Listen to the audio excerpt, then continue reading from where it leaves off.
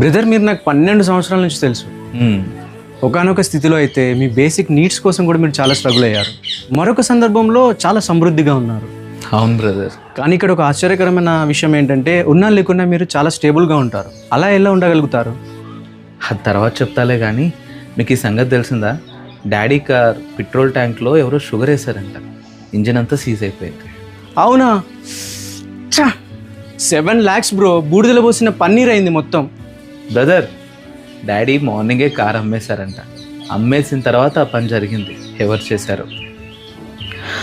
అవునా? ఓకే, అనవసరంగా బాధపడ్డా బ్రదర్.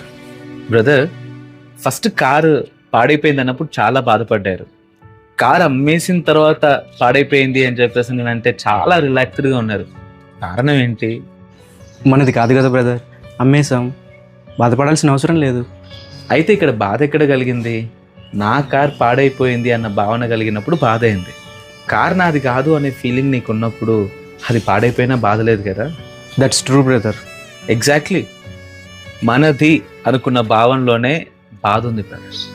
నా డబ్బు, నా పేరు, నా హోదా, నా ఆస్తిపాస్తులు, ఈ భావన మనకున్నప్పుడు తెలియని ఒక భారాన్ని ఇక్కడ మోస్తాం. వచ్చినప్పుడు అతిశయపడతాం, పోగొట్టుకున్నప్పుడు ఆవేదనకు గురవుతాం. ఈ లోకంలో మనం పరదేశులము, యాత్రికులము అనేటువంటి సత్యాన్ని చాలామంది క్రైస్తవులు మర్చిపోతున్నారు.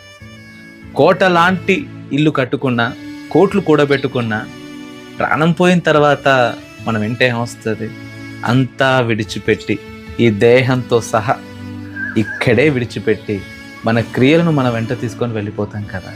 ఈ సత్యం నాకు బోధపడిన తర్వాత ఈ లోకంలో దేవుడు నాకు ఇచ్చిన ప్రతి వస్తువును కృతజ్ఞతతో వాడుకోవాలే తప్ప ఉన్నదన్న అతిశయము, లేదన్న బాధ ఎప్పుడూ కలిగి ఉండకూడదన్న పాఠాన్ని నేను నేర్చుకున్నాను.